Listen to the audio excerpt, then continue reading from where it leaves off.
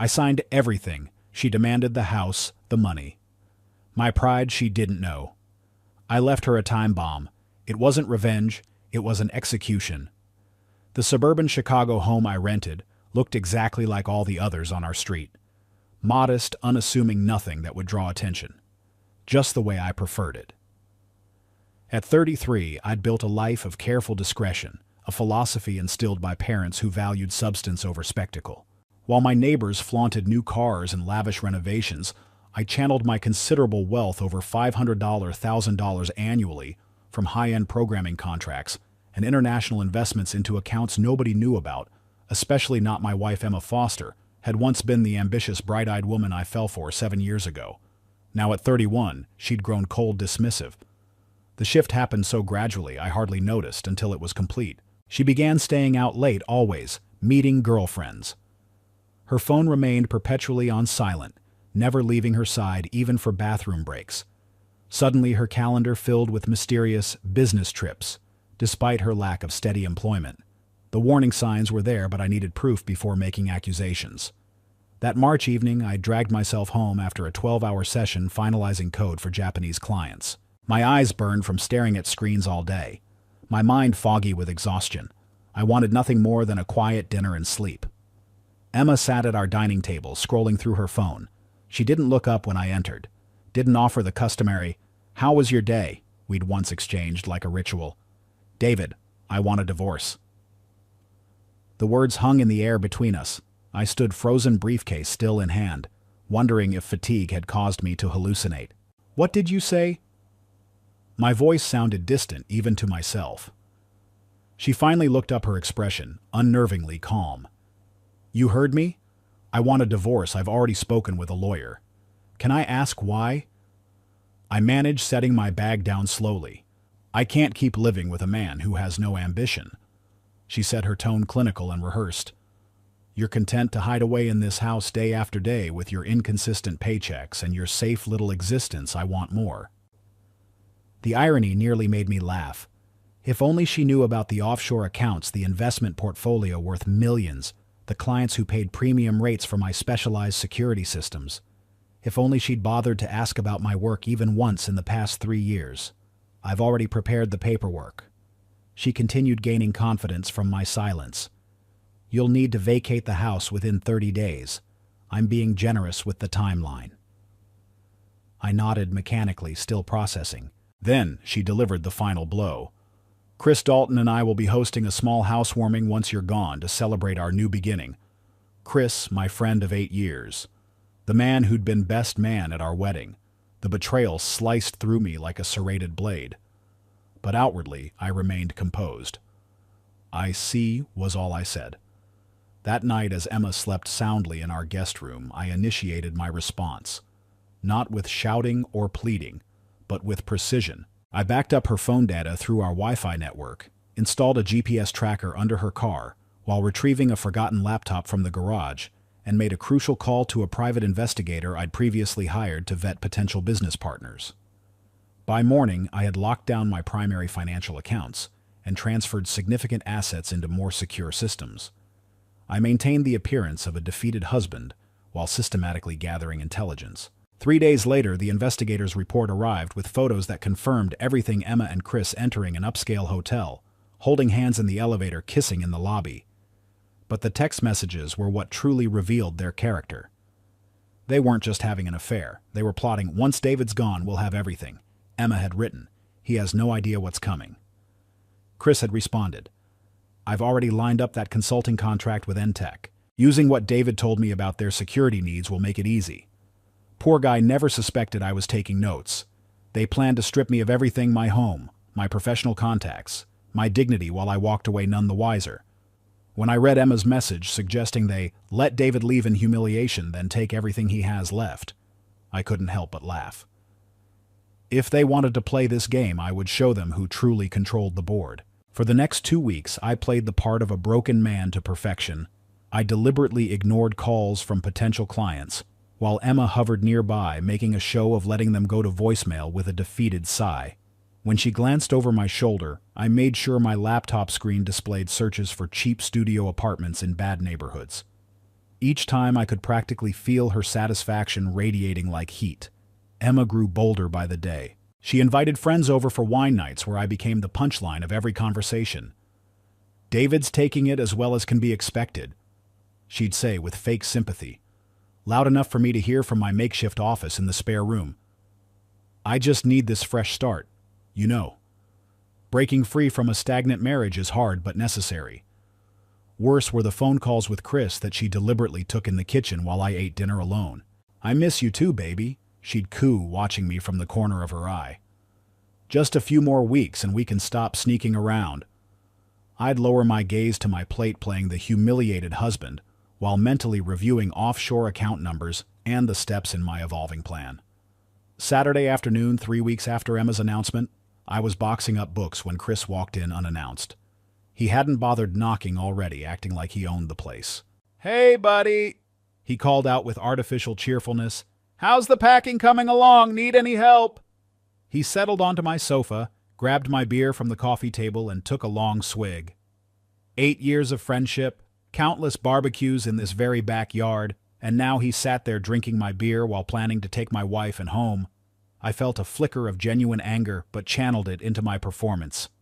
"I'm managing," I replied with a carefully crafted smile that didn't reach my eyes. "Don't worry, I won't leave any garbage behind for you guys." He laughed uncomfortably, clearly expecting me to be more broken, more desperate.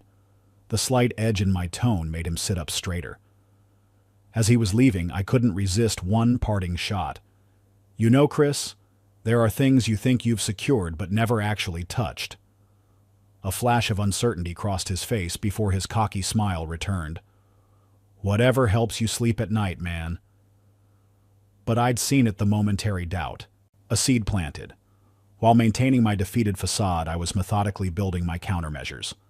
I finalized new contracts with international clients, directing payments to a shell company in the Cayman Islands.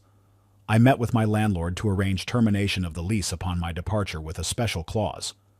Any new tenant would be liable for substantial penalties if they violated specific terms, like unauthorized subletting or property damage. After discovering Chris had leveraged information I'd shared about security protocols to pitch to Entech, one of my former clients, I sent an anonymous email to their board detailing his plagiarism of my proprietary methods. His potential contract evaporated overnight. When Emma finally presented the divorce papers, her face glowed with victory. "You should just sign these now," she said, sliding them across the kitchen table. "I'm being more than generous." I reviewed them briefly, noting how she'd claimed rights to the rental property, a portion of my savings account, the modest one I'd left visible, and several high-value items around the house, most of which were either promotional acquisitions or high-quality replicas. I signed without hesitation. Surprising her, she'd clearly expected resistance, perhaps begging. "That's it?" she asked, unable to hide her confusion. "That's it?" I confirmed. "You've made your choice." 5 days before my mandated exit, I packed my essentials, laptop, documents, and a few personal items. Nothing else mattered. Before leaving, I methodically removed my name from all utility accounts and canceled the internet service, effective the following week. Behind the router, I left a small USB device, a modified keystroke logger that would collect network data for several weeks. My final touch was submitting an anonymous report to the property management company about Emma hosting paid events in the rental property, a direct lease violation proven by her social media invitations to exclusive gatherings with cover charges. As I loaded my car that evening, Emma watched from the window, champagne glass in hand, already texting Chris to come over. I didn't slam doors or squeal tires as I drove away. This wasn't a hasty retreat. I left that house not as a defeated man, but as a strategist who had positioned every piece on the chessboard. While Emma and Chris would soon be clinking glasses to celebrate their victory, they had no idea the countdown to their downfall had already begun. The email from Emma arrived exactly as I expected, formal, cold, and triumphant court date set for early April, just 3 weeks away. When I opened it, I made sure she was watching, letting my shoulders slump and my face fall into a mask of anxiety. I even mumbled, "So soon," loud enough for her to hear from across the room. "You should probably find a lawyer," she said, not bothering to hide her smirk. though I'm not sure what good it'll do. Little did she know I'd secured Mr. Harris, one of Chicago's most formidable divorce attorneys specializing in complex asset cases, 2 days after her announcement. His reputation for turning seemingly straightforward divorces into strategic masterclasses was legendary among financial professionals. We'd already mapped out every contingency, the beauty of your situation. Mr. Harris had explained during our first private meeting, there's almost nothing to divide. Rental property means no real estate assets. Your visible savings are minimal, and with no children and a wife capable of self-support, spousal maintenance is unlikely. I nodded. And my actual assets, untouchable through the corporate structures you've established, he confirmed. Your soon-to-be ex appears to have no knowledge of them. The morning of the court date, I dressed in my second-best suit, presentable but slightly worn at the cuffs. I drove my older car rather than the new one I'd recently leased through my company. Every detail reinforced the image of a man barely keeping it together. Emma, by contrast, arrived in a designer suit that I recognized from the credit card statement, financed on an installment plan she could barely afford.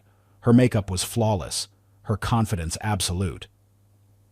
Chris lurked near the courtroom entrance, not quite brave enough to enter, but making sure I spotted him. He gave me a small, victorious nod. Inside the courtroom, Emma's lawyer presented their demands with the certainty of someone expecting no resistance rights to continue the apartment lease, most of our savings, and a transitional support payment that would have drained the visible accounts I'd left accessible. Mr. Miller, the judge addressed me. Do you contest these terms? No, Your Honor, I replied quietly. I accept all terms as presented. Emma's lawyer paused, mid-sentence clearly thrown off balance. Even the judge seemed surprised at my immediate capitulation. Emma's composure cracked momentarily, her eyes narrowing in suspicion, before the self-satisfied smile returned. As we exited the courtroom, she brushed past me, whispering, I didn't expect you to cave so easily. Maybe I overestimated you all these years. I said nothing, simply nodded and walked away. That afternoon, I moved into the penthouse apartment I'd secured weeks earlier, paying 6 months' rent in advance through my business account. The view of Chicago's skyline from the floor-to-ceiling windows couldn't have been more different from our suburban rental, a fitting upgrade for my new beginning. I immediately blocked Emma and Chris on all platforms, deleted my personal social media accounts, and changed my email addresses. The digital severance was complete. From now on, they would only see what I wanted them to see. That same day, I sent a comprehensive dossier to our former landlord, detailing Emma's lease violations, photos from her friends' social media, showing parties well past permitted hours, evidence of modifications to the apartment, without permission, and documentation that Chris had effectively moved in without being added to the lease, a direct violation of the occupancy clause. The financial and legal leverage points I'd carefully established began to activate. The lease penalty clause would trigger substantial fees for Emma, repair costs for damage from her parties, penalties for unauthorized furniture changes, and increased rent due to the unauthorized occupant. Meanwhile, my anonymous tips about Chris's unethical business practices circulated among key financial firms in Chicago, quietly closing doors he didn't yet know existed. The USB device hidden in the router continued transmitting valuable intelligence. Emma had attempted to contact my bank to gain broader access to accounts I'd strategically left visible but mostly emptied. More concerning for her future, I tracked multiple loan applications Chris had submitted to online lenders, desperate attempts to maintain the lavish lifestyle he'd promised her. His credit score was already plummeting. She didn't know it yet, but hers would soon follow. Each night I reviewed the incoming data, tracking their increasingly frantic financial maneuvers, like a scientist observing specimens in a controlled experiment. They were burning through resources at an unsustainable rate, celebrating a victory that was rapidly transforming into quicksand beneath their feet. Just 1 week after the court date, an email arrived from the former landlord. Mr. Miller, thank you for the advance warning. I've sent the lease termination notice to Ms. Foster today. They seem quite shocked by how quickly this has happened. I smiled as I closed my laptop. The first piece had fallen exactly as planned. Emma and Chris had been so focused on what they thought they'd taken from me. They never considered what I might have arranged for them. The countdown clock was ticking faster now. Despite having cut direct contact with Emma and Chris, I could still monitor their social media through anonymous accounts. The victory parade began immediately after the court date, their Instagram feeds filled with champagne toasts at Chicago's finest restaurants weekend, getaways at luxury hotels and shopping sprees at boutiques. I knew were well beyond their means. Each post was more extravagant than the last, a $300 dinner at Alinea VIP bottle service at the aviary designer shopping bags displayed proudly on Emma's arm. Behind each carefully filtered photo, I saw the financial reality: Emma's credit card statements flowing into my email through the data collection device. She was charging everything, making only minimum payments, accruing interest at rates that would become unsustainable within weeks. Chris, meanwhile, remained unemployed. His LinkedIn profile had gone quiet after several connections publicly questioned his ethics, following anonymous tips about his attempt to steal proprietary methods. The rejections from financial firms were piling up, but his Instagram persona projected success and confidence, all financed by Emma's rapidly maxing credit cards and high-interest payday loans in his name. My phone rang one afternoon in late April. It was Carla, a mutual friend who'd remained neutral during the divorce, but clearly had information to share. "David, you won't believe what Emma's telling everyone." She began, her voice a mixture of concern and barely suppressed amusement. "She's bragging about plans to buy the house outright. She told the whole book club she's just waiting for the paperwork to go through." I leaned back in my office chair, gazing out at the Chicago skyline from my penthouse. "That's interesting, considering it's a rental property and she's already received an eviction notice." "What?" Carla gasped. "She's being evicted." I offered a non-committal hum. "What else has she been saying?" "Chris is in trouble," Carla continued. "He's been rejected by every financial firm within 50 miles. People are calling him Emma's trophy boyfriend behind his back. Nobody will touch him professionally." "That's unfortunate," I replied, keeping my satisfaction carefully controlled. Before ending the call, I casually mentioned, "By the way, if anyone asks, I've been focusing on some international investments, doing quite well, actually." I knew Carla would spread this information like wildfire. Emma and Chris would hear it within days, adding another layer of confusion to their already deteriorating situation. The final week of April brought the first major blow. Emma received formal notice to vacate within 7 days, along with a bill for nearly $15,000 in damages, penalties, and lease violation fees. The certified letter was delivered while she was hosting a housewarming party for friends. A cruel irony, I couldn't have planned better myself. With no funds to cover the sudden expense and nowhere to go, Emma and Chris were forced to downgrade dramatically. They moved to a cramped one-bedroom apartment in a neighborhood they would have sneered at months earlier. Chris agreed to the arrangement reluctantly, already showing signs of dissatisfaction with their declining circumstances. I activated the next phase of my plan. Through carefully timed automated payments and strategic credit monitoring alerts, I triggered a security freeze on Emma's credit accounts due to suspected fraud. When she called to dispute it, the record of multiple maxed cards and missed payments was enough for the bank to maintain the freeze pending investigation. Simultaneously, I ensured her rental violation history reached every major property management company in the Chicago area. Her name joined their shared blacklist of high-risk tenants, making future housing applications nearly impossible to approve. As May turned to June, the strain between Emma and Chris became visible even on their increasingly sparse social media posts. Carla reported heated arguments echoing through their thin apartment walls. Neighbors had complained multiple times about the shouting. "Chris is never home anymore," Carla told me during our weekly calls, which had become my primary source of intelligence since removing the data collection device. "He's spending his evenings at that dive bar on Belmont." Emma found texts from some young bartender on his phone. I made a small adjustment to accelerate their decline. A former colleague who owed me a favor approached Chris as a financial consultant with a golden opportunity in cryptocurrency, a carefully orchestrated scheme designed to extract the last of his borrowed money. Chris, desperate to reclaim his former lifestyle and impress Emma, invested everything. By mid-June, Emma faced a lawsuit from a credit card company. Their few remaining valuables, the designer bags, the watches, the electronics, began disappearing from their apartment, sold piece by piece to cover basic expenses. The final act played out in public, as I had hoped. On a sunny afternoon at a sidewalk cafe, Emma spotted Chris with a young woman, the bartender, laughing intimately over coffee. According to Carla, who witnessed the scene, Emma's reaction was explosive. "David, you should have seen it." Carla recounted breathlessly over the phone. She threw her entire latte in his face, screaming about betrayal. Everyone was staring and recording. Chris just wiped his face and walked away with the girl. He didn't even look back. "How's Emma doing now?" I asked, feigning concern. "Devastated, broke alone." Carla replied, "She's selling furniture just to make rent. It's honestly painful to watch."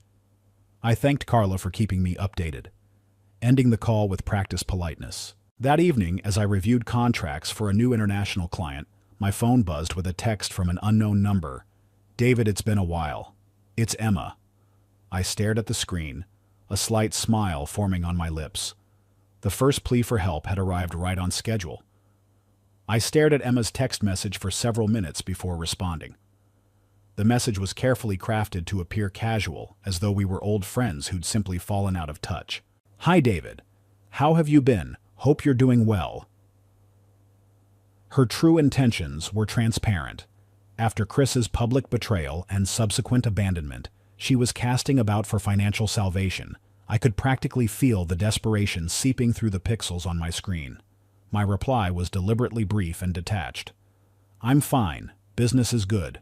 Good luck to you." Within minutes, she responded with thinly veiled hints about challenging times and unexpected setbacks. I ignored most of her messages, watching as they grew increasingly direct about her financial situation. Each unanswered text revealed more of her desperation. Behind the scenes, Emma's financial collapse was accelerating exactly as I had anticipated. The credit card company's lawsuit progressed rapidly, since she couldn't afford proper legal representation. Her bank accounts were frozen due to unpaid overdraft fees and suspected fraudulent activity. According to Carla, Emma had resorted to high-interest loans from questionable sources operating on the fringes of legality. She tried calling her parents for help. Carla informed me during one of our regular updates. They flat out refused. Her father apparently said she'd made her choices when she betrayed the only decent man she'd ever had. They won't even take her calls anymore. Former friends began distancing themselves as Emma's requests for small loans became more frequent and her ability to repay them more doubtful. The social circle that had once eagerly attended her divorce celebration parties now screened her calls and made excuses to avoid meeting. I encountered Emma myself in early July at a discount grocery store in a neighborhood far from her former haunts. I was there picking up ingredients for a dinner I was hosting for international clients. She was there out of necessity. The contrast between us couldn't have been more stark. I was dressed in a tailored charcoal suit, having come directly from a meeting. She wore wrinkled leggings and an oversized sweatshirt, hair pulled back without styling, dark circles prominent under her eyes. Her shopping cart contained only store-brand basics and sale items. When our eyes met across the produce section, I saw the moment recognition hit her, followed immediately by shame. She hesitated, then awkwardly approached, as I was selecting imported cheese while discussing contract terms on my phone. "David," she said quietly after I ended my call. Her voice trembled slightly. I nodded acknowledgement. "Emma, you're doing well," she observed, eyes taking in my appearance, the premium items in my cart. I confirmed without elaboration. "That's good."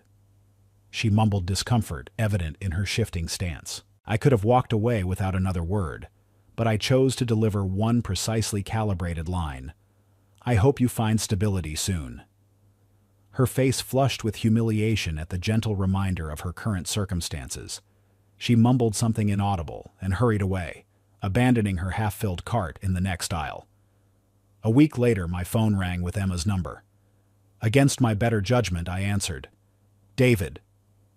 Her voice was thick with tears. "I know I was wrong. I really need your help. Just a small loan, I promise I'll pay it back." "Who do you think I am?" I asked coldly. "A safety net for people who stab me in the back." "You don't have to be cruel," she whispered. "I'm desperate enough to remember my number after all this time." I observed. "Goodbye, Emma." I ended the call and blocked her number permanently. Chris's fate proved equally satisfying. The bartender, his supposed fresh start, dumped him after discovering his unemployed status and mounting debts. According to Carla, he was now essentially homeless couch surfing between increasingly reluctant acquaintances. Nobody wants him staying more than a couple nights. Carla reported. He tried running some kind of investment scam to get quick cash, nearly got himself sued. The only reason he dodged legal trouble is that his victims couldn't prove anything concrete. The final domino fell in late July. Emma was evicted from her apartment after missing 3 consecutive rent payments. With her credit destroyed and her name blacklisted by property management companies, her housing options had narrowed to the city's most desperate neighborhoods. David, Carla called to tell me, her voice uncharacteristically solemn. She's moved into that converted motel on Western. You know, the one where they rent rooms by the week. She's working cash register shifts at a convenience store and waitressing weekends at that diner with the health code violations. She's literally got nothing left. I ended the call after thanking Carla for keeping me informed. Sitting in my penthouse office looking out over the Chicago skyline as sunset painted the glass towers in gold and crimson, I felt neither joy nor remorse. Only a sense of mathematical precision. A problem solved, an equation balanced. The next morning, my assistant buzzed my office intercom with unusual hesitation in her voice. "Mr. Miller, there are 2 people insisting on seeing you without an appointment. A woman named Emma Foster and a man named Chris Dalton. They look well. They look terrible. Should I call security?" I paused, genuinely surprised. I had thought the game was over, the pieces swept from the board, yet here they were, making one final desperate move.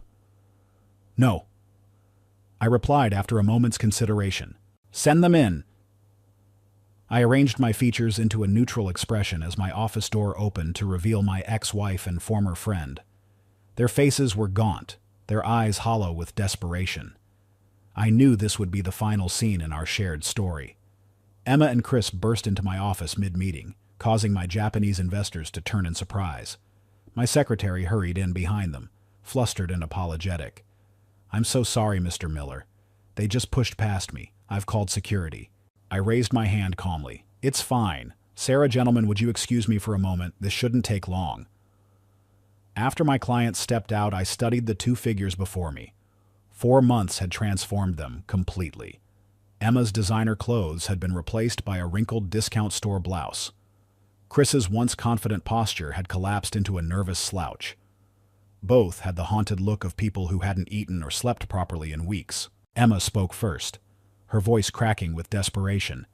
"David, please, we have nowhere else to go." Chris tried to maintain some semblance of dignity despite his circumstances. "We go way back, man. Surely you could help out with a small loan." I rose slowly from my chair, walked around my desk and leaned against the front edge. Arms crossed, I let the silence stretch uncomfortably before responding. "When you were laughing at me behind my back, when you were lying in bed together planning how to destroy me, did you ever consider this day might come?" Their shocked expressions told me everything. They'd never imagined I knew the full extent of their betrayal. I turned to my laptop, opened a folder labeled Insurance, and connected it to the wall-mounted display. A slideshow began Emma and Chris entering the hotel, holding hands in the elevator, kissing in the lobby. Next came screenshots of text messages discussing how to clean David out and take everything he has. Finally, audio recordings played their voices crystal clear as they mocked my trusting nature and planned their future with my resources. Emma's face drained of color. Chris stared at the floor, unable to meet my gaze. I could send this entire file to everyone in Chicago's financial sector. I could make it impossible for either of you to ever rebuild your reputations. I closed the laptop with deliberate slowness. "But I don't need to. Your lives have already revealed everything about who you truly are." Emma collapsed to her knees, mascara streaming down her face.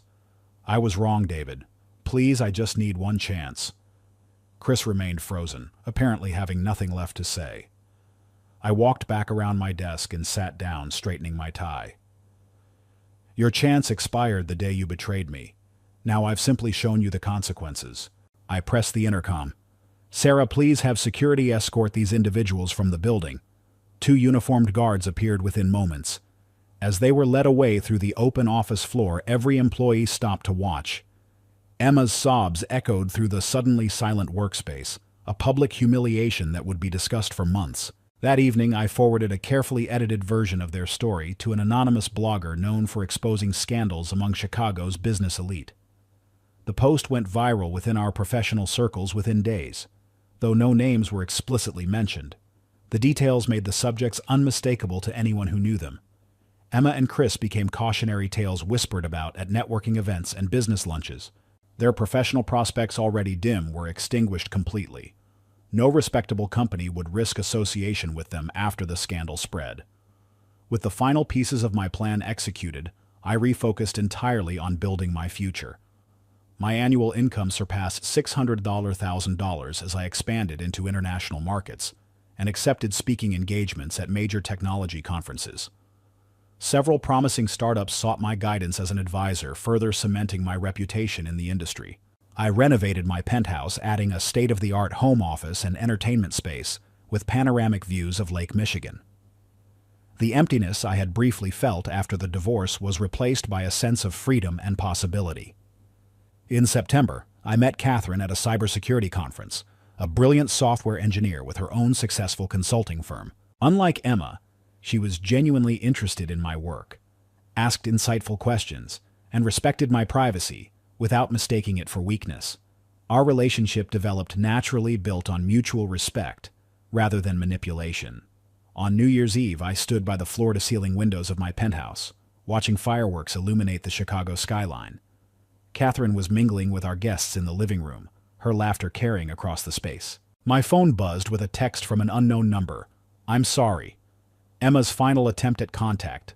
I deleted it without opening the full message, "Forgiveness." I murmured to my reflection in the glass, "I don't need to concern myself with what's already buried in the past." I rejoined the party, accepting a glass of champagne from Catherine as midnight approached. We counted down together with our friends, welcoming the new year with optimism and celebration. Meanwhile, across town, Emma worked an overnight shift at a 24-hour diner, serving cheap champagne to rowdy customers. Chris had reportedly left the state entirely, running from unpaid debts and broken promises. They had tried to play a game without understanding the true power dynamics at work.